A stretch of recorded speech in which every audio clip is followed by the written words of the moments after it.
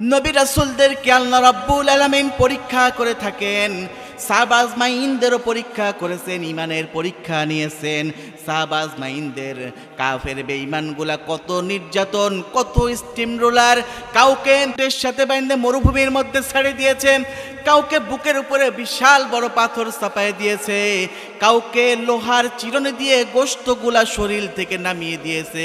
এরপরও তারা এক আল্লাহর উপর ঈমান আনয়ন করার পরে এক আল্লাহকে আল্লাহ বলে স্বীকার করে, রাসূলকে রাসূল বলে, নেতা বলে স্বীকার করে, এক আল্লাহর কোরআনে কারীম সিনায় ধারণ করার পরে তাদের উপরে যত স্টিম রুলার চলেছে চলুক, যে এক আল্লাহকে ভয় করে চলেছে, কাফের বেঈমানগুলা শত নির্যাতন করে এক চুল পরিমাণ তাদের ঈমান থেকে সরাইতে পারে নাই। তাদের ঈমানটা ছিল মজবুত। ও দুনিয়ার মুসলমান, তারা এই জন্য ঈমানটাকে মজবুত রেখেছেন। তাদেরকেও আল্লাহ রাব্বুল আলামিন ভালোবাসেন, আল্লাহ তাদেরকেও ভালোবাসেন। উভয়ের মধ্যে ভালোবাসা প্রেম আছে না নাই? আছে না কম না বেশি? তারা আল্লাহকে ভালোবাসে, আল্লাহ তাদের ভালোবাসেন। কিন্তু আমরা আল্লাহর ভালোবাসা পাইতে চাই। আল্লাহ কি আমাদের ভালোবাসে কিনা আমরা কেউ জানি? আমরা কেউ জানি না আল্লাহ আমাদের কতটুকু ভালোবাসেন। আল্লাহ রাব্বুল আলামিন কোরআনে কারীমের মধ্যে ডাক দিয়া বলল, কুল ইন কুনতুম তুহিব্বুনাল্লাহ ফাত্তাবিউনি ইউহিব্বুকুমুল্লাহ ওয়া ইয়াগফির লাকুম যুনুবাকুম ওয়াল্লাহু গফুরুর রহিম।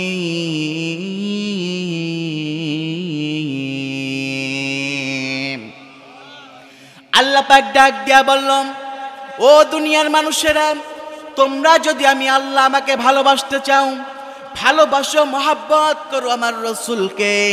আমার রসুলকে ভালোবাসলে, মহাব্বত করলে আমি আল্লাহ রাব্বুল আলামিন আমার ভালোবাসা, মহাব্বত তোমরা পেয়ে যাবে। কিন্তু রাসূলকে ভালোবাসতে হবে, মহাব্বত করতে হবে, রাসূলের প্রতিটা কাজকে অনুকরণ করতে হবে। রাসূল মেসাক করেছেন, আমরা করব। রাসূল পাগড়ি বেঁধেছেন, আমরা বাঁধবো। প্রয়োজনে রাসূল কাফের বেঈমানদের বিরুদ্ধে অস্ত্র ধরেছেন, আমরাও ধরবো। কথা কান ঠিক কিনা?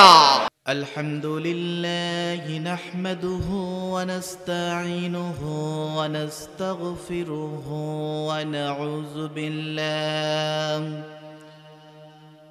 ونعوذ بالله من شرور أنفسنا ومن سيئات أعمالنا من يهد الله فلا مضل له ومن يضلله فلا هادي له ونشهد أن لا إله إلا الله وحده لا شريك له ونشهد أن سيدنا وحبيبنا ومولانا محمدًا عبده ورسوله الذي أرسله بالحق بشيرا ونذيرا وداعيا إلى الله بإذنه وسراجا منيرا فقد قال الله تعالى في كلامه المجيد والفرقان الحميد أعوذ بالله من الشيطان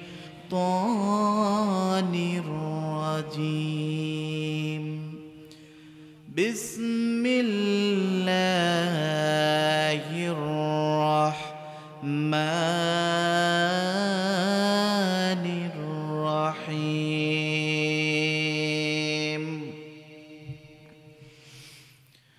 ألف لام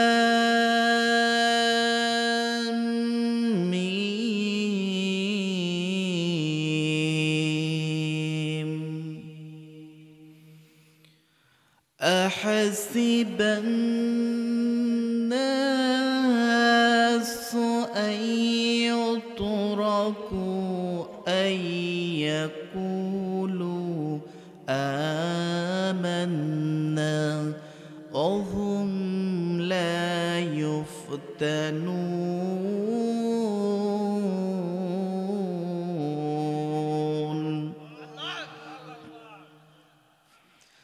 ولقد فتنا الذين من قبلهم فليعلمن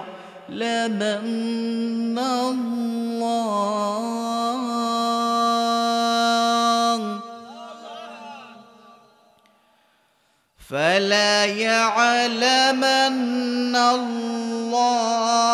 الذين صدقوا وليعلمن الكاذبين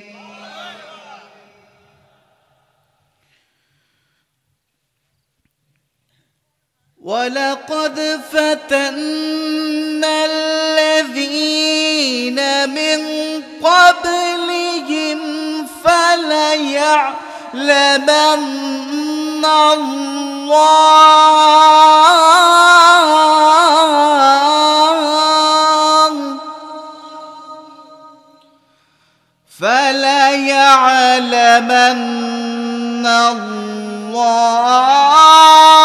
الذين صدقوا وليعلمن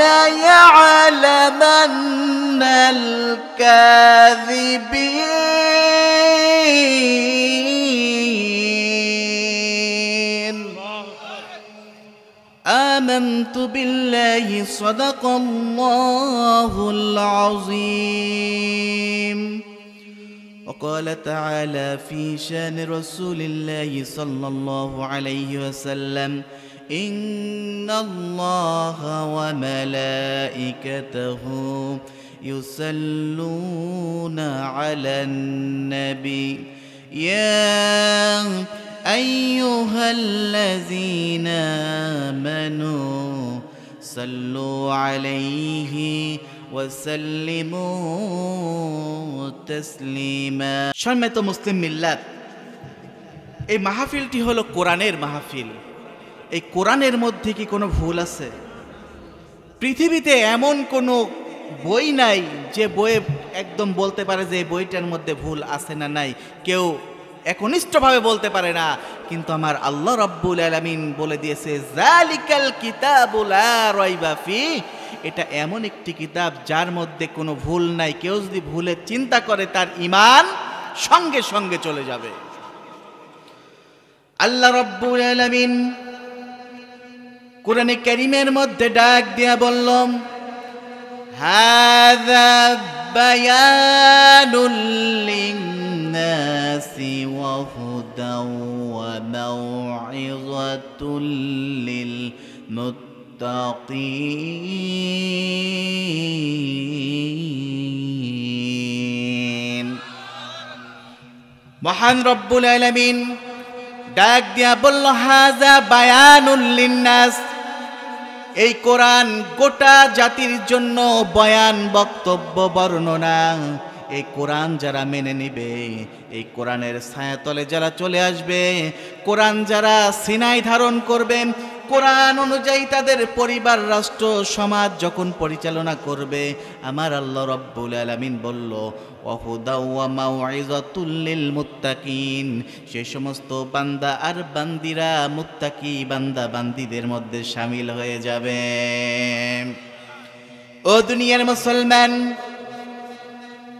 আল্লাহ রাব্বুল আলামিন এমন একটি কিতাব আপনাকে আমাকে দিলাম যেই কিতাবের সাথে সামান্য পরিমাণ সন্দেহ করা যাবে না এই কিতাবের কোনো একটা আয়াত বা কোনো একটা সূরা নিয়ে কোনো টেনশন করা যাবে না কোনো চিন্তাও করা যাবে না হয়তো এটা চিন্তা করতে পারেন যে এই আয়াতটা আল্লাহ রাব্বুল আলামিন আমার উপর জুলুম করেছে হয়তো এই আয়াতটা আমার পক্ষে বলেছে হয়তো এই আয়াতটা আমার বিপক্ষে বলেছে কোনো মন্তব্য করা যাবে না আল্লাহ তাআলার এই কোরআনে কারীমের যতগুলো আয়াত, যতগুলো সূরা আল্লাহ রাব্বুল আলামিন নাজিল করেছেন, প্রতিটা সূরা, প্রতিটা আয়াত আমার আপনার জন্য কল্যাণের জন্য মহান রব্বুল আলামিন দিয়েছেন। কেউ যদি মনে করেন আজকের মাহফিলটা আমার দলের বিপক্ষে চলে যাচ্ছে, কেউ যদি মনে করে আজকের মাহফিলের আলোচনাটা আমার দলের বিপক্ষে চলে যাচ্ছে, কেউ যদি মনে করে আজকের মাহফিলের ওয়াজটা আমার নেতা নেত্রীর বিপক্ষে চলে যাচ্ছে, আমি বলি কোরআন যাদের বিপক্ষে চলে যায় ওই দল, ওই নেতা, ওই নেত্রী কোনোদিন ভালো হইতে পারে না। ও দুনিয়ার মুসলমান, আল্লাহ রাব্বুল আলামিন কোরআনে কারীমের মধ্যে ডাক দিয়া বললাম, ফাআমিনু বিল্লাহি ওয়া রাসূলিহি ওয়ান নূরিল্লাযী আনজালনা। জোরে বলুন আল্লাহু আকবার। আল্লাহ তাআলা ডাক দিয়া বলল, ও দুনিয়ার মানুষেরা, তোমরা তিনটা জিনিসের উপর ঈমান আনয়ন করো সঠিকভাবে। এক নম্বরে ফাআমিনু বিল্লাহ, আমি আল্লাহ রাব্বুল আলামিন আমার উপর ঈমান আনয়ন করো। দুই নম্বরে ওয়া রাসূলিহি, রাসূলের উপর ঈমান আনয়ন করো।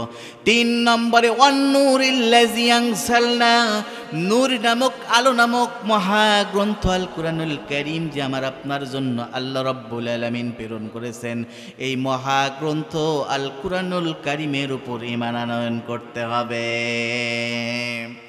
এই কোরআনটা নাজিল হয়েছে আমার আপনার নবীর উপরে।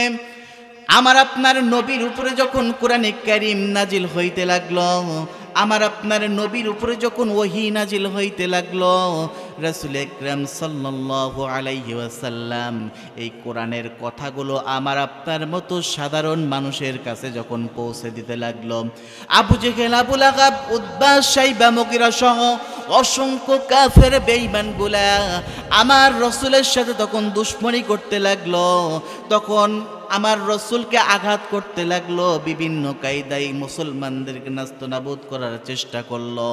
আল্লাহ রাব্বুল আলামিন তার প্রিয় বান্দা আর বান্দীদের কোরআনের ছায়াতলে ডাকার জন্য তার বন্ধুকে যে দায়িত্ব দিয়েছিল, 1 2 3 এইভাবে চলতে চলতে অসংখ্য কাফের বেঈমানগুলা রাসূলকে আঘাত করা তো দূরের কথা, রাসূলের হাতে হাত রেখে ইসলাম কবুল করেছে। ও দুনিয়ার মুসলমান, যেই নবীকে দেখলে স্বপ্নেও যদি আমি আপনি দেখি আমার আপনার জন্য আল্লাহ রাব্বুল আলামিন জাহান্নাম হারাম করে দেয়, সুবহানাল্লাহ কোন, সেই নবীকে কাফের বেঈমানগুলা কতটা কপাল পোড়া, রাসূলকে দেখার পরও তারা ইসলাম কবুল করতে পারে নাই, বরং রাসূলকে আঘাত করেছে। কি জন্য আঘাত করেছে? রাসূলকে কিন্তু এমনি এমনি আঘাত করে নাই, রাসূল দ্বীনের দাওয়াত দিয়েছে, আঘাত করে নাই। রাসূল যখন বলেছে আলা লাহুল খালকু ওয়াল আমরু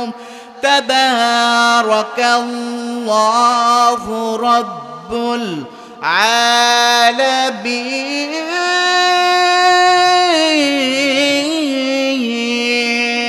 আলামিন, বিশ্বনবী আমার ডাক দিয়া বলছে আলা লাহুল খালকু ওয়াল আমর, জমিন যার হুকুম চলবে তার, জমিন যার বিধান চলবে তার।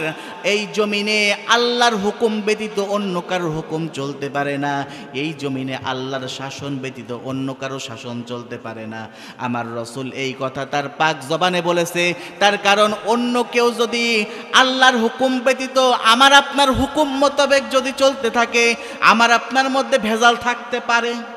কথা কন, আমার আপনার মন গড়া মতো আমি যখন দেশটা চালাবো, মন গড়া মতো চালাবো, আমি আপনি যখন হুকুম প্রয়োগ করব, মন গড়া মতো হুকুম প্রয়োগ করব, কোনটা আমার সুবিধা কোনটা আমার অসুবিধা, এইভাবে ধাপে ধাপে যখন আমি আপনি দেশ পরিচালনা করব, ও দুনিয়ার মুসলমান, বিশ্বনবী আমার এটা সহ্য করতে পারে নাই, বলছে জমিন যার হুকুম চলবে তার, জমিন যার বিধান চলবে তার।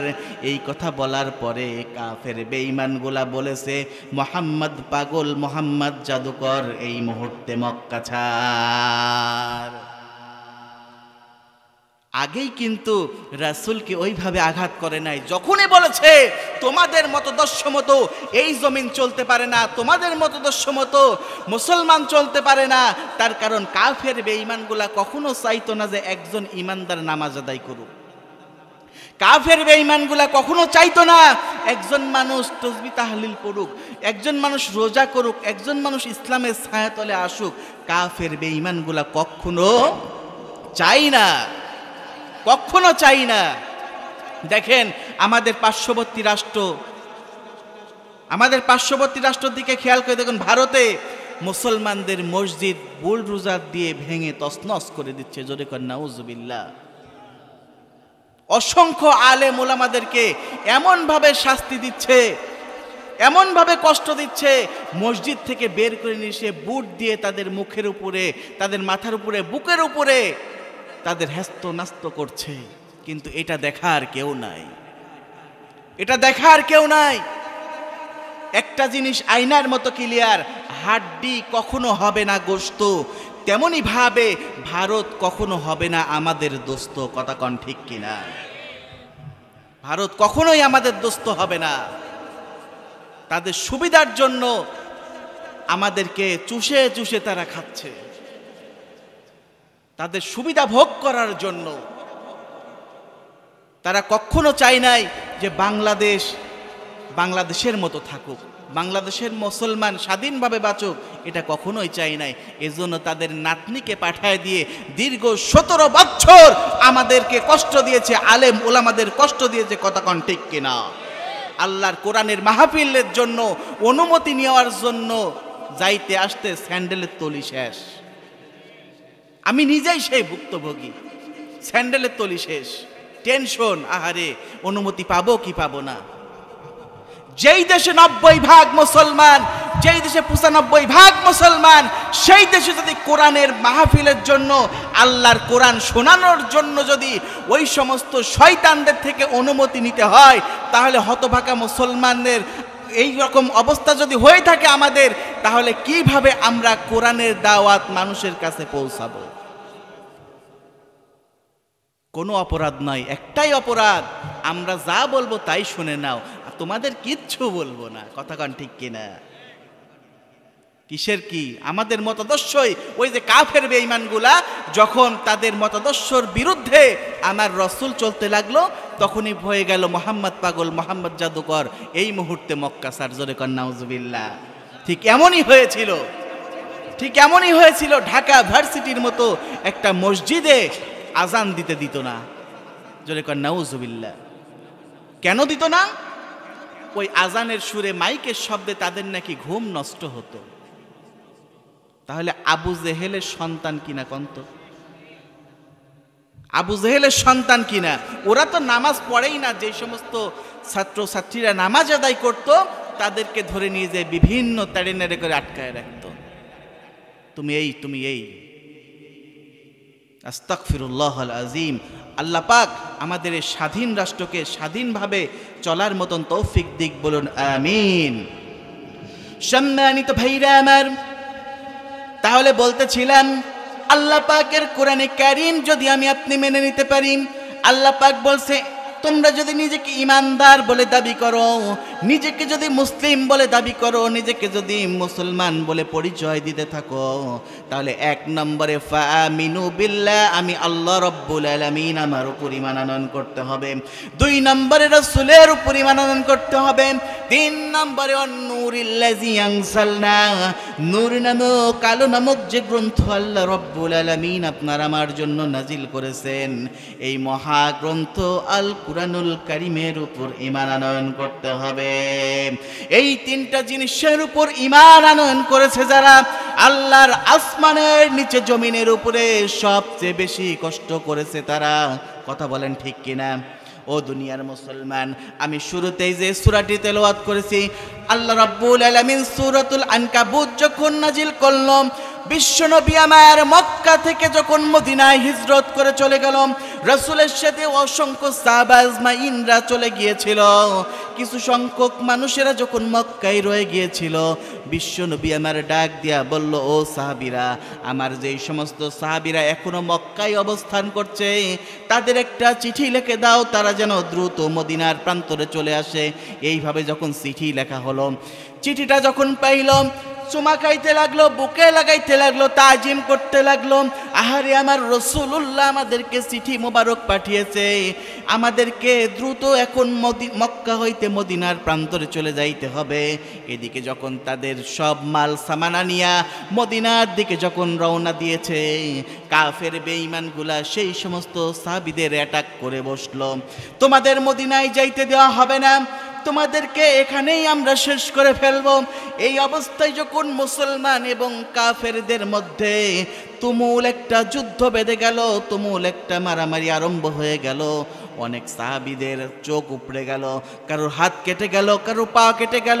এমন তো অবস্থায় রাসূলের দরবারে গিয়ে বলল, ইয়া রাসূলুল্লাহ, ইয়া হাবিবাল্লাহ, হুজুর, আপনার চিঠি মোবারক পাওয়ার পরে আমরা মদিনার প্রান্তরে আসতেছিলাম, হঠাৎ করে কাফের বেঈমানগুলা আমাদের উপর চওড়াও হয়েছে, আক্রমণ করেছে। ইয়া রাসূলুল্লাহ, আমাদের অনেক ভাই শাহাদাত হয়ে গিয়েছে, শহীদ হয়ে গিয়েছে। এই অবস্থায় আমরা আপনার দরবারে চলে আসছি। বিশ্বনবী আমার ডাক দিয়া বলল, সাহাবীরা তোমরা এখানে বসে যাও।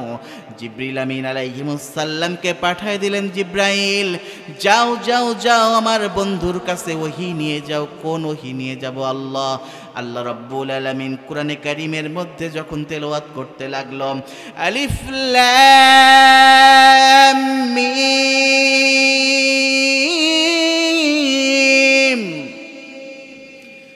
أحسب الناس أن يتركوا أن يقولوا آمنا وهم لا يفتنون।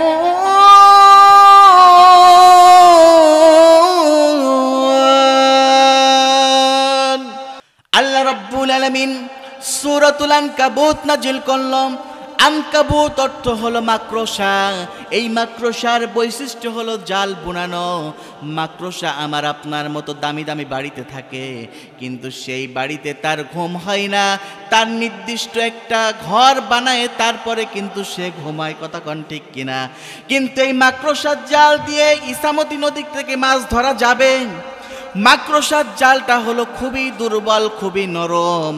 এই মাকড়সার জালের সঙ্গে মাকড়সার জালটা যেমন নরম, আমার আল্লাহ রাব্বুল আলামিন বলেন কাফের বেঈমানগুলা মুসলমানদের উপর যেমনই ভাবে চক্রান্ত করে, ওদের চক্রান্তটাও এর চেয়ে বেশি দুর্বল, বেশি নরম।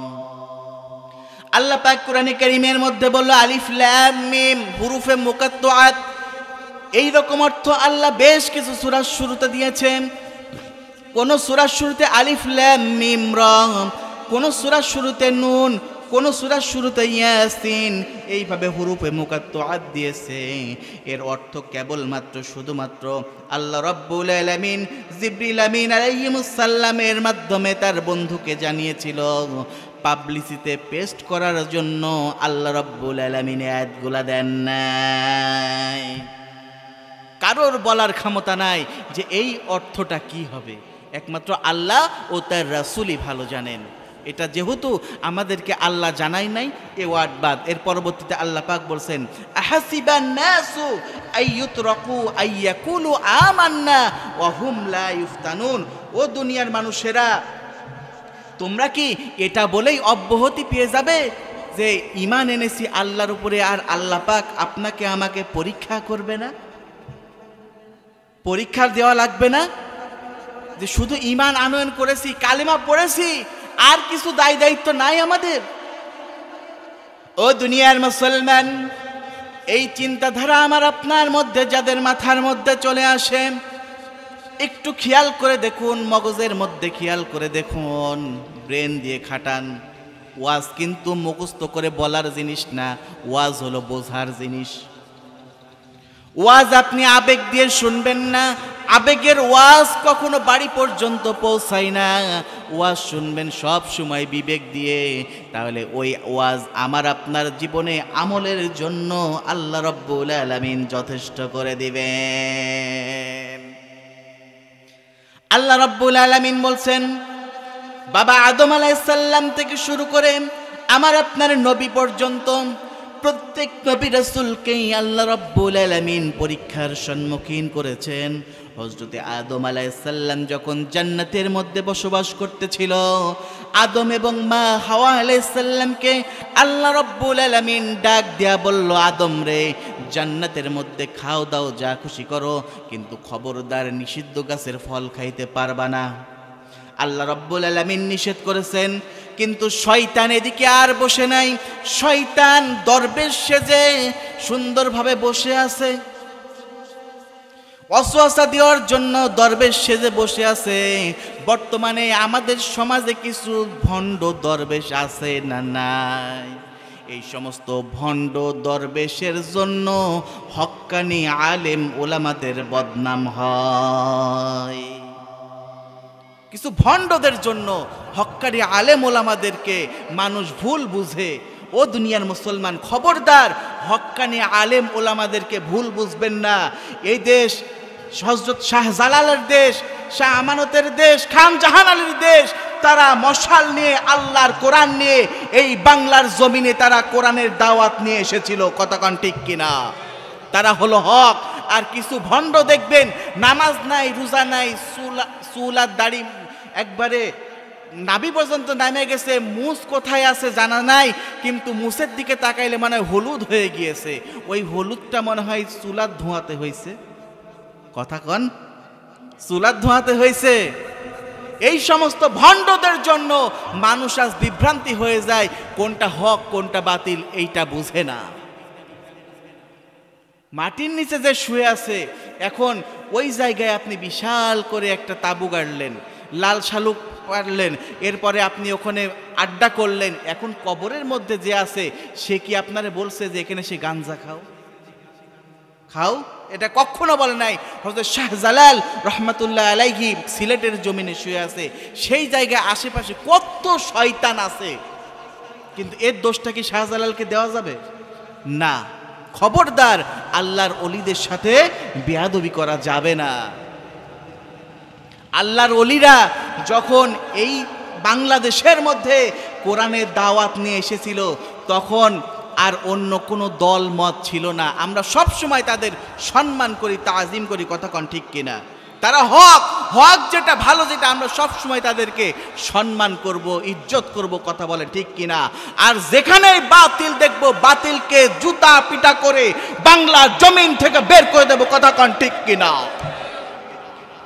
সম্মানিত ভাইরা আমার, আল্লাহ রাব্বুল আলামিন বাবা আদম আলাইহিস সালাম মা হাওয়াকে নিষেধ করলাম, খবরদার নিষিদ্ধ গাছের ফল খাইতে পারবে না। সেখানে ইবলিস শয়তান বুজুর্গ সেজে বসে আছে। আদম আলাইহিস সালাম মা হাওয়াকে যখন ওয়াসওয়াসা দিল, জান্নাতি পোশাক শরীর থেকে নেমে গেল, দুজনকেই আল্লাহ রাব্বুল আলামিন বের করে দিল। আল্লাহ তাআলা বলল, কুলনা হাবিতু মিনহা জামিআ, আদম রে যাও এখান থেকে বের হয়ে যাও। যখন দুনিয়ার মধ্যে প্রেরণ করলো, দুইজনকে দুই প্রান্ত যখন প্রেরণ করলো, কেউ কাউকে খুঁজে পাই না, কেউ কারোর সন্ধান পাই না। এইভাবে একদিন যাই, 2 দিন যাই, 1 মাস যাই, 2 মাস যাই, যাইতে যাইতে 1 বছর, 2 বছর, 350 বছর যখন অতিবাহিত হয়ে গিয়েছে, আদম আলাইহিস সালাম দোয়া করছে, রব্বানা যালামনা আনফুসানা ওয়া ইল্লাম তাগফির লানা وترحمنا لنكونن من الخاسرين لا إله إلا الله মুহাম্মাদুর রাসূলুল্লাহ সাল্লাল্লাহু আলাইহি ওয়াসাল্লাম। আল্লাহ রাব্বুল আলামিনের কাছে বাবা আদম যখন এই দোয়া করলো, দোয়া করার সঙ্গে সঙ্গে আল্লাহ রাব্বুল আলামিন ডাক দিয়া বলল, আদম রে, সর্বপ্রথম তুমি আমার কালাম থেকে একটি আয়াত তেলাওয়াত করলে, তারপরেই পড়লে লা ইলাহা ইল্লাল্লাহু মুহাম্মাদুর রাসূলুল্লাহ। এই কালিমাটি, এই বাক্যটি তুমি কোথায় পেয়েছো গো আদম? আদম আলাইহিস সালাম ডাক দিয়া বলল, আল্লাহ গো, যখন তুমি আমাকে আমার স্ত্রী সহ জান্নাতের মধ্যে বসবাস করার সুযোগ করে দিয়েছিলেন, জান্নাতের মধ্যে আমি বসবাস করতেছিলাম, জান্নাতের মধ্যে থাকতে থাকতে হঠাৎ করে আমি নজর করে দেখলাম সর্বপ্রথম তোমার নাম, এরপরেই আছে মুহাম্মাদুর রাসূলুল্লাহ সাল্লাল্লাহু আলাইহি ওয়াসাল্লামের শব্দটি আমি দেখতে পাইলাম। আমি আদম চিন্তা করলাম, আমার আল্লাহর নামের পাশে যেই নামটা অবস্থান করতে পারে, আমার আল্লাহর নামের পাশে যেই নামতে বসতে পারে, দুনিয়ার সাধারণ যেন তেন কোনো ব্যক্তির নাম হইতে পারে না, নিশ্চয় মর্যাদাশীল ব্যক্তির নাম। আল্লাহ গো, তোমার ওই মর্যাদাশীল ব্যক্তির উসিলায় আমি আদম, আল্লাহ তুমি আমাকে মাফ করে দাও। আল্লাহ রাব্বুল আলামিন ডাক দিয়া বললাম, আদম রে, তোমাকে মাফ না করে আমি পারলাম না, যাও আমি তোমাকে মাফ করে দিলাম। শুধু মাফই করলাম না, আমি আল্লাহ রাব্বুল আলামিন তোমাকে প্রথম নবী বানায়া দিলাম। আদম আলাইহিস সালাম সেই সময় যখন মাপ পেয়ে গেল, মনটা ভালো হয়ে গেল, এইবার শুকরানা স্বরূপ 2 রাকাত নামাজ আদায় করলাম। ওই 2 রাকাত নামাজটাই আল্লাহ রাব্বুল আলামিনের কাছে এত পছন্দ হয়ে গিয়েছিল, আল্লাহ রাব্বুল আলামিন ডাক দিয়া বলল, আদম রে, আমাকে খুশি করার জন্য 2 রাকাত নামাজ আদায় করেছো, এই 2 রাকাত নামাজ আমি আল্লাহ রাব্বুল আলামিন বৃথা যাইতে দেব না। এই 2 রাকাত নামাজটাই আমি উম্মতে মুহাম্মাদের জন্য ফজরের ফরজ করে দিলাম। জোরে কোন সুবহানাল্লাহ। ফজরের ফরজ, ফজরের সময় যখন নামাজ হয় সেটা হলো একদম সকাল হয়ে যায় নাই, সুবহে সাদিক হয় নাই, তাই না? একটু হালকা অন্ধকার অবস্থায়, এমন সময় আল্লাহ রাব্বুল আলামিন আদম আলাইহিস সালামকে মাফ করে দিয়েছিল। সেই সময় আমরা যখন ফজরের নামাজ পড়ি, এই নামাজটা সর্বপ্রথম হযরতে আদম আলাইহিস সালাম পড়েছিল। আমাদের জন্য কিয়ামত পর্যন্ত আল্লাহ রাব্বুল আলামিন এই নামাজটা আমার আপনার জন্য ফরজ করে রেখে দিয়েছেন। জোরে কোন সুবহানাল্লাহ। ও দুনিয়ার মুসলমান, এমনই ভাবেন নবী রাসূলদেরকে আল্লাহ রাব্বুল আলামিন পরীক্ষা করে থাকেন। সাহাবা আজমাইনদেরও পরীক্ষা করেছেন, ইমানের পরীক্ষা নিয়েছেন। সাহাবা আজমাইনদের কাফের বেঈমানগুলা কত নির্যাতন, কত স্টিম রোলার, কাউকে পেটের সাথে বাইন্ধে মরুভূমির মধ্যে ছেড়ে দিয়েছে, কাউকে বুকের উপরে বিশাল বড় পাথর চাপায় দিয়েছে, কাউকে লোহার চিরুনি দিয়ে গোশতগুলা শরীর থেকে নামিয়ে দিয়েছে। এরপরও তারা এক আল্লাহর উপর ঈমান আনয়ন করার পরে, এক আল্লাহকে আল্লাহ বলে স্বীকার করে, রাসূলকে রাসূল বলে, নেতা বলে স্বীকার করে, এক আল্লাহর কোরআনে কারীম সিনায় ধারণ করার পরে তাদের উপরে যত স্টিম রুলার চলেছে চলুক, যে এক আল্লাহকে ভয় করে চলা চলেছে, কাফের বেঈমানগুলা শত নির্যাতন করে এক চুল পরিমাণ তাদের ঈমান থেকে সরাইতে পারে নাই। তাদের ঈমানটা ছিল মজবুত। ও দুনিয়ার মুসলমান, তারা এই জন্য ঈমানটাকে মজবুত রেখেছেন। তাদেরকেও আল্লাহ রাব্বুল আলামিন ভালোবাসেন, আল্লাহ তাদেরকেও ভালোবাসেন। উভয়ের মধ্যে ভালোবাসা, প্রেম আছে না নাই? আছে না? কম না বেশি? তারা আল্লাহকে ভালোবাসে, আল্লাহ তাদের ভালোবাসেন। কিন্তু আমরা আল্লাহর ভালোবাসা পাইতে চাই, আল্লাহ কি আমাদের ভালোবাসে কিনা আমরা কেউ জানি? আমরা কেউ জানি না আল্লাহ আমাদের কতটুকু ভালোবাসেন। আল্লাহ রাব্বুল আলামিন কোরআনে কারীমের মধ্যে ডাক দিয়া বলল, কুল ইন কুনতুম তুহিব্বুনাল্লাহ ফাত্তাবিউনি ইউহিব্বুকুমুল্লাহ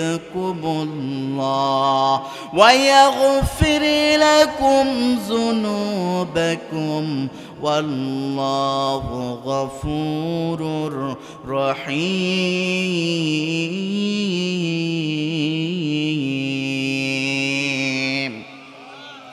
আল্লাহ পাক ডাক দিয়া বললাম, ও দুনিয়ার মানুষেরা, তোমরা যদি আমি আল্লাহ আমাকে ভালোবাসতে চাও, ভালোবাসো, মহাব্বত করো আমার রসুলকে। আমার রসুলকে ভালোবাসলে, মহাব্বত করলে আমি আল্লাহ রাব্বুল আলামিন আমার ভালোবাসা, মহাব্বত তোমরা পেয়ে যাবে। কিন্তু রাসূলকে ভালোবাসতে হবে, মহাব্বত করতে হবে, রাসূলের প্রতিটা কাজকে অনুকরণ করতে হবে। রাসূল মেসাক করেছেন আমরা করব, রাসূল পাগড়ি বেঁধেছেন আমরা বাঁধবো, প্রয়োজনে রাসূল কাফের বেঈমানদের বিরুদ্ধে অস্ত্র ধরেছেন আমরাও ধরবো। কথা কোন ঠিক কিনা? শুধু ভালো ভালো নরম নরম গুলা মানবো আর শক্ত গুলা মানবো না, তা হবে না। রাসূল মানছে কি মানে নাই? আমার মধ্যে যদি সত্যিকার অর্থে রাসূলের প্রেম মহাব্বত থেকেই থাকে, অনুকরণ আমরা রাসূলকেই করব। কথা কোন ঠিক কিনা? কখনো জাহাদা ইউজাহিদু, যখন জিহাদ তখন জিহাদ, ঠিক না বেঠিক? যখন দাওয়াত তখন দাওয়াত, যখন নম্র আচরণ তখন নম্র আচরণ। রাসূল এইভাবে তাদের জীবন জিন্দেগি, তাদের থেকে সাহাবা আজমাইনরা তাবেঈনরা এইভাবে জীবন জিন্দেগি পার করে দিয়ে আজ তারা সোনার মানুষ হয়ে গিয়েছে। দুনিয়াতে থাকার অবস্থায় আশারায়ে মুবাশশারা 10 জনকে আল্লাহর রাসূল তাদের জান্নাতের সার্টিফিকেট আল্লাহর পক্ষ থেকে তাদেরকে দিয়ে দিয়েছে। জোরে কোন সুবহানাল্লাহ। তাহলে আমরা চাই কি চাই না? কম না বেশি? উম্মতুল ইসলাম, আল্লাহ রাব্বুল আলামিন বলেছেন হাসিবান নাসু আন ইউতরাকু আন ইয়াকুলু আমান্না হুম লা ইফতানুন। ও দুনিয়ার মানুষেরা, আমরা যারা কালিমা পড়েছি এই কথা বলে কখনো অব্যতি পাওয়া যাবে না যে কালিমা পড়েছি বিধায় আল্লাহ রাব্বুল আলামিন আপনাকে আমাকে জান্নাত দান করে দিবেন। আপনাকে আমাকে পরীক্ষার সম্মুখীন হইতে হবে। কি পরীক্ষা দিতে হবে? আল্লাহ পাক বললেন ওয়ালা নাবলুওয়ান্নাকুম বিশাইইম মিনাল খাউফি ওয়াল জু'i ওয়া নাকসিম মিনাল আমওয়ালি ওয়াল আনফুসি ওয়াস সামারাত ওয়া বাশশিরিস সাবিরিন। আল্লাহ পাক বললেন আমি অবশ্যই তোমাদের পরীক্ষা করব। ওয়ালানাবলুওয়ান্নাকুম বিশাইইম মিনাল খাউফি ওয়াল জু', তোমাকে আমি পরীক্ষা করব ক্ষুধার দ্বারা, ভয়ের দ্বারা, ফসল সম্পদ ক্ষয়ক্ষতির দ্বারা। ও বান্দা, ও বান্দিরা, এত কিছু পরীক্ষার পরেও যদি তোমরা এত কিছু পরীক্ষা নেওয়ার পরেও যদি আমি আল্লাহ রাব্বুল আলামিন আমার উপর সবর করতে পারো, তাহলে আমি আল্লাহ রাব্বুল আলামিনের কাছে তোমরা হয়ে যাবে সোনার মানুষ। আল্লাহ পাক পরীক্ষা নেবেন, ভয় দেখিয়ে নেবেন, ক্ষুধা দেখিয়ে নেবেন, সম্পত্তি ক্ষয়ক্ষতির দ্বারা বিভিন্ন কায়দায় আপনাকে আমাকে পরীক্ষা নেবেন। এই পরীক্ষায় যখনই আপনি উত্তীর্ণ হইতে পারবো, তখনই হয়ে যাবে আল্লাহর কাছে পছন্দের পাত্র পাত্রী। কথা বলেন ঠিক কিনা? আর যদি আপনি পরীক্ষায় ফেল মেরে যাই, তাহলে আমার আপনার ওখানেই শেষ, সামনে আর অগ্রসর হওয়ার সুযোগ নাই। ও দুনিয়ার মুসলমান, খেয়াল করে দেখুন আমাদের জাতির পিতাকে। সন্দেহ আছে? কার কার সন্দেহ আছে? হাত তোলেন তো। এতদিন নাই ভয়ে বলতে পারেন, এখনো তো একটু মন খুলে বলতে পারেন আমাদের জাতির পিতা কে? ইব্রাহিম আলাইহিস সালাম আমাদের জাতির পিতা। এই জাতির পিতা কেউ আল্লাহ তাআলা পরীক্ষা করেছেন কি করে নাই? করেছে আল্লাহ পাক। ইব্রাহিম আলাইহিস সালামকে যখন আগুনের মধ্যে কাফের বেঈমানগুলা ফেলাই দিল, আল্লাহ পাক আগুনকে ইশারা করে ডাক দিয়া বলল কুলনা ইয়া নারু কুনি বারদাও ওয়া সালামান আলা ইব্রাহিম। আগুন রে আমার পয়গম্বর ইব্রাহিমের জন্য তুমি ঠান্ডা সুশীতল বিছানা হয়ে যাও। আমার ইব্রাহিমের যেন একটা পশম পরিমাণ যেন কোনো ক্ষয়ক্ষতি না হয়ে যায়। আগুনকে সৃষ্টি করেছেন কে? তাহলে আগুন কার কথা শুনবে? এখন কাফের বেঈমানগুলা আগুনের দিকে ইশারা করে বলে, এ আগুন তোর কি অবস্থা হলো? আমাদের দুশ্মন ইব্রাহিমকে কেন পোড়াইতে পারিস না? আগুন থেকে গায়েবী আওয়াজ আসলো যে ও কাফের দল, তোমরা সকলে আমার ভিতরে আসো, দেখো আমি পোড়াইতে পারি কিনা। কিন্তু আমার আল্লাহ রাব্বুল আলামিন আমাকে নিষেধ করেছেন, জাতির পিতা ইব্রাহিমের জন্য সুশীতল ছায়া ব্যবস্থা করে দিলাম। যা আছে মোর সব নিয়ে যাও, ঈমান আমার নিও না। ঈমান ছাড়া ও গো প্রভু মরণ আমায় দিও না। যা আছে মোর সব নিয়ে যাও, ঈমান আমার নিও না। বলি আলহামদুলিল্লাহ। আমাদের ঈমানটাই যদি চলে যায় তাহলে এই দেহের কোনো মূল্য আছে ভাই? কোনো মূল্য আছে? 4 আনা পয়সা মূল্য নাই। তার কারণ আমাদের ভেতর থেকে যদি রূহটা চলে যায় তাহলে এটা তো খোল।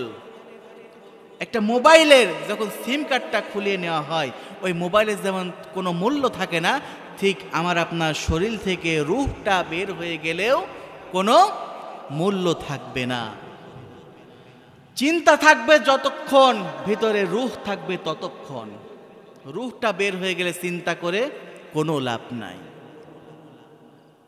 রূহটা যতক্ষণ আছে ততক্ষণ পর্যন্ত সওয়াবের খাতাও খোলা, গুনাহের খাতাও খোলা। এখন আল্লাহ পাক আপনাকে আমাকে বিবেক দিয়েছে, কোনটা আমি আপনি ইনকাম করব? সওয়াব ইনকাম করব নাকি গুনাহ ইনকাম করব? চেষ্টা করতে হবে সওয়াব। তারপরও ইবলিস শয়তানের ওয়াসওয়াসায় পড়ে আমরা খারাপ কাজের দিকে ধাপিত হয়ে যাই। ঠিক না বেঠিক? সম্মানিত ভাইরা আমার, ইবলিস শয়তান কখনো চায় না একটা মানুষ কোরআন শুনে ভালো হয়ে যাক, মানুষ মসজিদের দিকে অগ্রসর হোক, মানুষ জালসার দিকে অগ্রসর হোক। ইবলিস শয়তান কখনো এটা চায় না। চাই? ইবলিস শয়তান কখনো চায় না। এই জন্য ইবলিস শয়তান আমাদেরকে প্রতিটা ধাপে ধাপে আপনাকে আমাকে ওয়াসওয়াসা দেয়।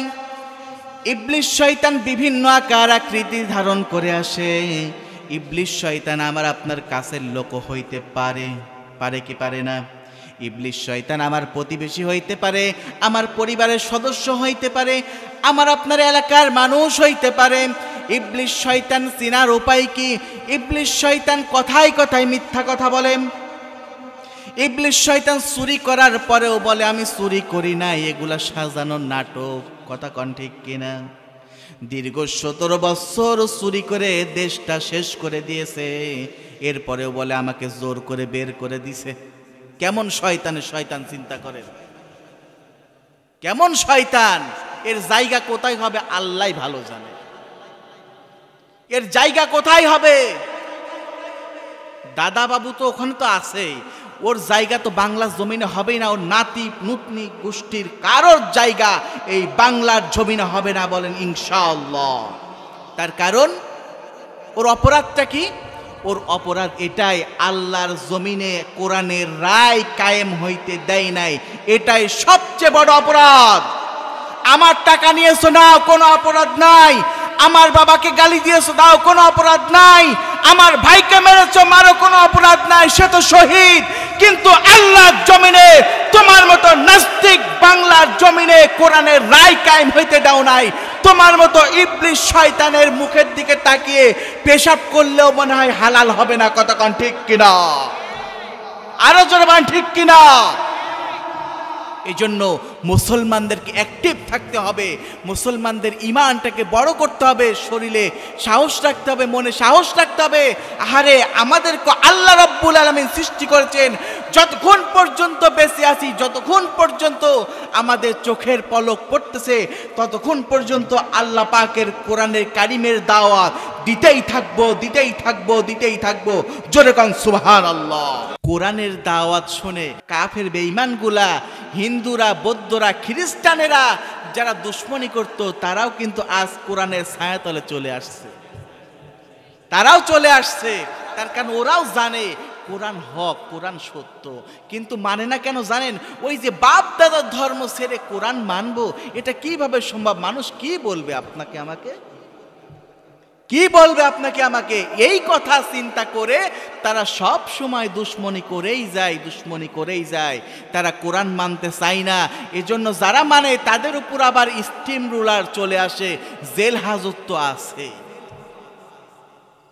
একজন নিরীহ মানুষ, এই দীর্ঘ 17 বছরের কথা বলি, একজন নিরীহ মানুষ, তার কোনো অপরাধ নাই, তার নামে অযথা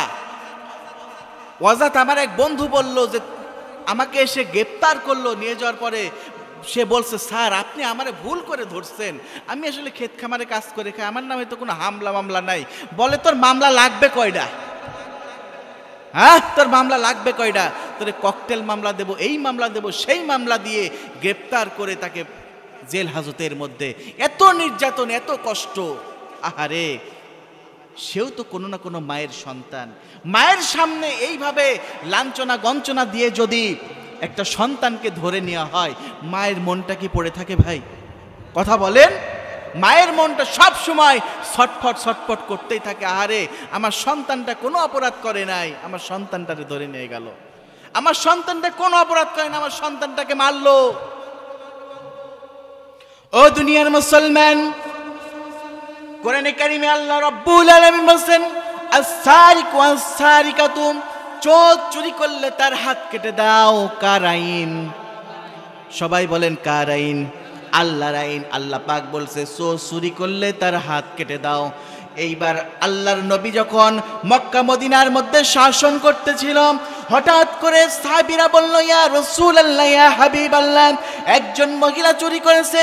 বিশ্ব নবীর দরবারে যখন নিয়ে আসলো, ডাক দিয়া বলল, কিছু সাহাবীরা বিশ্ব নবীকে ডাক দিয়া বলল, ইয়া রাসূলুল্লাহ, ইয়া হাবিবাল্লাহ, হুজুর এই মহিলাটা চুরি করেছে ঠিক আছে, কিন্তু এই মহিলাটি আসলে চোর নয়, বাই চান্স চুরি করে ফেলেছে, আল্লাহর হস্তে কি তাকে মাফ করে দেওয়া যায় না? বিশ্ব নবী আমার ডাক দিয়া বললেন, না রে না, এই জায়গায় এই মহিলা কেন? বংশীয় ঘরের মহিলা কেন?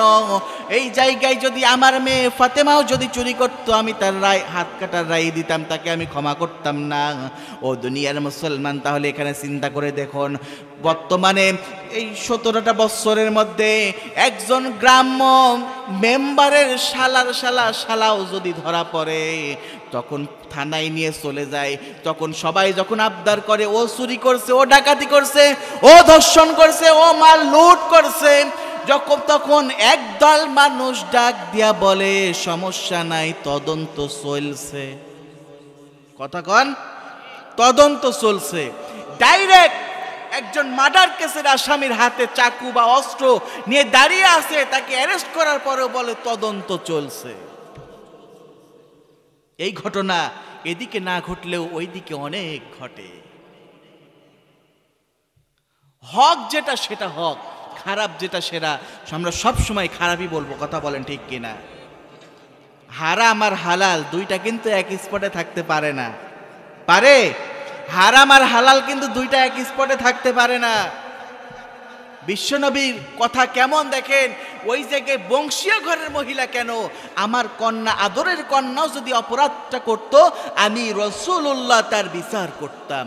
কেমন পিতার আদর্শ, কেমন নেতার আদর্শ আমার রসুলের মধ্যে ছিল। রাষ্ট্রপ্রধান আমার রসুলের আদর্শ নিয়ে এই রকম। ও দুনিয়ার মুসলমান, তাই বলে এইটা কখনো চিন্তা করেন না যে স্বৈরাচার পালাইছে বিধায় দেশটা কিন্তু আমরা পেয়ে গেছি, এই কথা কখনো চিন্তা করেন না। এ কথা কখনো চিন্তা করেন না। নৌকায় আর ধানের শীষ, দুই সাপের একই বিষ। কথা কন ঠিক কিনা? একই বিষ। খবরদার, এ কথা কখনো চিন্তা করা যাবে না। বাস্তব কথা, নৌকায় আর ধানের শীষ, দুই সাপের একই বিষ। এর সাথে মিলেমিশে ইসলামের ভাবনা ভাবিস? এতই সহজ না। ক্ষমতা না পাইতেই দেখেন লুটপাট শুরু করে দিয়েছে, আর ক্ষমতা পাইলে যে কি করবে আল্লাহ ভালো জানে। কথা কন ঠিক কিনা? এমন ভাবে তারা চলাফেরা করে যে মনে হয় দেশটা ওর বাবার, ও স্বামীর। এই জমিনে আল্লাহ পাকের কোরআনের কথা অনুযায়ী, আল্লাহ পাকের কোরআনের কথা অনুযায়ী এই জমিনে একদিন না একদিন ইনশাআল্লাহ এই মানুষদের দ্বারা আল্লাহ পাক কালিমার পতাকা উড়িয়ে দিবে। কথা বলেন ঠিক কিনা? কিন্তু চেষ্টা করতে হবে। কি করতে হবে? চেষ্টা করতে হবে। এমনি এমনি আল্লাহ পতাকা উড়াই দিবেন না। তার কারণ সব সময় কিন্তু চোখের ফুটায় কিন্তু ইসলাম কবুল হয় নাই। চোখের ফুটা রক্তের ফুটা যখন এক হয়েছে, তখনই আল্লাহ পাকের সাহায্য, আল্লাহ পাকের মদদ মুসলমানদের উপরে চলে এসেছে। যখন আলহামদুলিল্লাহ।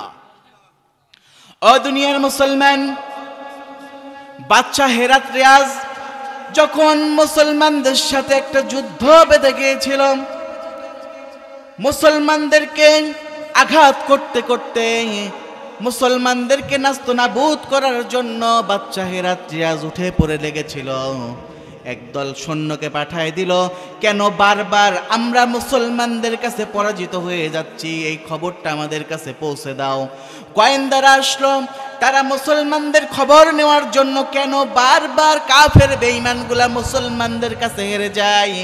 ও দুনিয়ার মুসলমান, তারা চিন্তা করে দেখলো, তারা গবেষণা করে দেখলো, তারা খোঁজ নিয়ে দেখলো, মুসলমান মায়ের সন্তানেরা সারাদিন আল্লাহ রাব্বুল আলামিনের হুকুম মোতাবেক তারা অস্ত্র ধরে কাফের বেঈমানদের বিরুদ্ধে, আর রাতের বেলায় তারা আল্লাহ রাব্বুল আলামিনের কাছে নামাজ পড়ে দুহাত তুলে, আল্লাহ তুমি যদি দিনের কায়েম না দাও, তুমি যদি আমাদের সাহায্য না করো, তাহলে এই জমিনে ইসলাম থাকবে না, এই জমিনে কোরআন থাকবে না, এই জমিনে নবীর অনুকরণ থাকবে না, এই জমিনে ভালো মানুষ থাকবে না, এই জমিনে পীর মাশায়েখগণ থাকবে না, কেউ থাকবে না।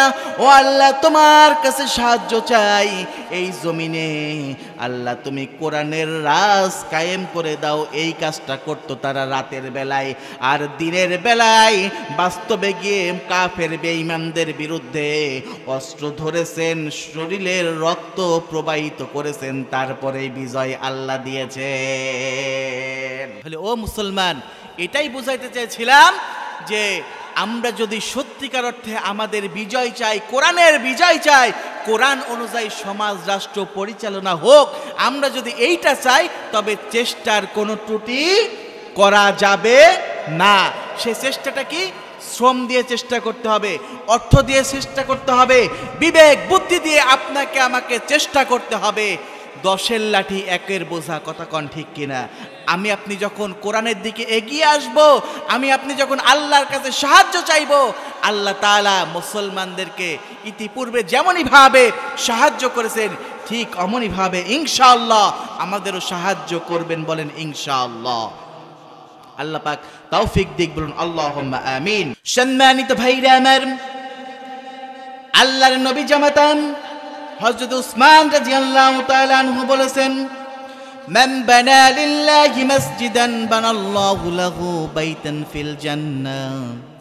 যে মানুষটা আল্লাহর জমিনে একটা আল্লাহর ঘর নির্মাণ করলো, আল্লাহ রব্বুল আলামিন তার জন্য জান্নাতের মধ্যে একটা ঘর নির্মাণ করে দিল। একজন ফকির রাসূলুল্লাহর কাছে এসে বলল, ইয়া রাসূলুল্লাহ, ইয়া হাবিবাল্লাহ, হুজুর আমি গরিব মানুষ, আপনি আমাকে একটা উট দান করেন। বিশ্ব নবী আমার ডাক দিয়া বলল, আমার কাছে তো দেওয়ার মতো কোনো উট নাই, তুমি চলে যাও আমার জামাতা হযরত উসমানের কাছে। ফকির যখন উসমানের কাছে চলে গেল, যাওয়ার পরে বলল, আমাকে একটা উট দান করেন।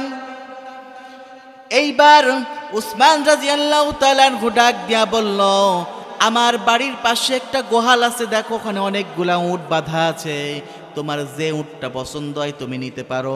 ফকির 1, 2, 3 এইভাবে ঘুরে ঘুরে সবগুলা উট দেখার পরে উসমান রাদিয়াল্লাহু তাআলা আনহুর কাছে চলে আসলো।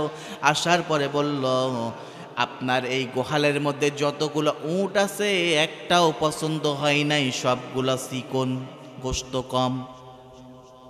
এইবার উসমান রাদিয়াল্লাহু তাআলা আনহু বলল, ঠিক আছে, এগুলা যদি চিকন হয় তুমি এখানে বসো।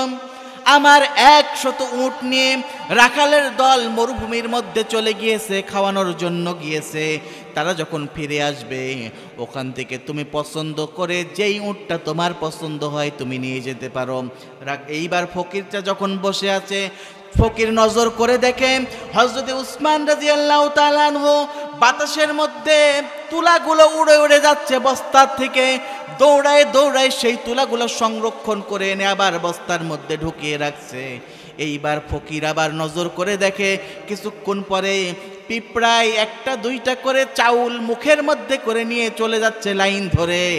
উসমান রাদিয়াল্লাহু তাআলা আনহু পিঁপড়ার মুখ থেকে একটা একটা করে চাউল নিয়ে আবার বস্তার মধ্যে রেখে দিচ্ছে। ফকির এইবার চিন্তা করলো, এমন কিপটা মানুষ আমাকে কে উট দান করবে? এইবার চলে গেল বিশ্বনবীর দরবারে, ডাক দিয়া বলল, ইয়া রাসূলুল্লাহ, ইয়া হাবিবাল্লাহ, হুজুর আপনি কার কাছে পাঠিয়েছেন? কেন? বলে কেন, কি হয়েছে? বলে আপনি যার কাছে পাঠাইছেন বাতাসে তুলা উড়ে যায়, সেই তুলাগুলো ধরে ধরে আবার বস্তার মধ্যে রাখে। আবার কিছুক্ষণ পরে দেখলাম পিঁপড়া চাউল নিয়ে মুখে করে নিয়ে চলে যাচ্ছে, পিঁপড়ার মুখ থেকে একটা একটা করে চাউল নিয়ে আবার বস্তার মধ্যে রেখে দিচ্ছে। বিশ্বনবী আমার ডাক দেয়া বললে, তুমি তো উসমানকে চিনতে পারো নাই, যাও যাও তুমি আবার উসমানের বাড়িতে চলে যাও। এইবার যখন উসমান রাদিয়াল্লাহু তাআলা আনহুর বাড়িতে পুনরায় ফকিরটা এসে আবার দাঁড়াইলো, এইবার উসমান রাদিয়াল্লাহু তাআলা আনহু ডাক দেয়া বলল, তুমি একটু অপেক্ষা করো, কিছুক্ষণের মধ্যেই কাফেলার উটগুলা যখন চলে আসবে, তোমার যেই উটটা পছন্দ হয় তুমি নিয়ে যাইতে পারো। এইবার রাখালের দল সব উটগুলা নিয়ে যখন চলে আসছে, ফকির কি করতে লাগলো, 1 2 3 এইভাবে গুনতে গুনতে 100টা উট যখন গুনতে লাগলো, সব উট দেখার পরে সর্বপ্রথম যেই উটটা ছিল, ওই উটটা ছিল অনেক বড়, অনেক পুষ্ট, অনেক গোশওয়ালা, অনেক মোটা তাজা। ফকির বলল, ভাই উসমান, তুমি আমাকে এই উটটা দিতে পারো? যখন রাখালকে নির্দেশ দেওয়া হলো, উটের রশিটা খুলে ফকিরের হাতে দিয়ে দাও, মিসকিনের হাতে দিয়ে দাও। রশিটা নিয়ে যখন সামনের দিকে রওনা হয়েছে, এইবার বাকি 99টা উট মনে করেছে তাদের ওই পিছন দিকেই যাইতে হবে। ফকির এইবার নজর করে দেখে একটা উটের পিছনে বাকি 99টা উট আমার পিছনে পিছনে চলে আসছে, কিন্তু উসমান রাদিয়াল্লাহু তাআলা আমাকে দান করেছে একটা, বাকি 99টা উট কিভাবে আসতে লাগলো? ফকির দড়ি ছেড়ে দিয়ে যখন দৌড় দিতে লাগলো, উসমান রাদিয়াল্লাহু তাআলা ডাক দিয়া বলল, এই দাঁড়াও, সামনে অগ্রসর হও না, তুমি কোথায় পালায়ে যাও, কোথায় দৌড়ায় যাও? বলে না, আমার উট দরকার না, আমি চেয়েছিলাম একটা, আপনিও দিলেন একটা, কিন্তু বাকি 99টা উট কেন আমার পিছন পিছন চলে আসছে? উসমান রাদিয়াল্লাহু তাআলা ডাক দিয়া বলল, মরুভূমি থেকে আমার বাড়ি পর্যন্ত এই নেতা উটটাকে অনুকরণ করে বাকি 99টা উট আমার বাড়ি পর্যন্ত পৌঁছে গিয়েছে। এখন তুমি সামনের উটটাকে নিয়ে চলে যাচ্ছ, বাকি 99টা মনে করছে আমাদের এই লাইনে যাইতে হবে, এই পথে যাইতে হবে। 1 টাকা দান করলে আল্লাহ রাব্বুল আলামিন 70 গুণ মতান্তরে 100 গুণ সওয়াব দান করে। যাও, আমি আল্লাহর হস্তে তোমাকে একটা উট দান করেছিলাম, বাকি 99টা উট যেহেতু ভাবছে এইদিকে আপনাকে আমাকে যাইতে হবে, আল্লাহর হস্তে আমি তোমাকে 1-এর পরিবর্তে 100টা উট দান করে দিলাম। আরো জোরে কোন সুবহানাল্লাহ। তার কারণ উসমান রাদিয়াল্লাহু তাআলা আনহুর মনের মধ্যে ছিল কার ভয়? আল্লাহ রাব্বুল আলামিন বলছেন, ইন্নী আখাফুল্লাহ রাব্বাল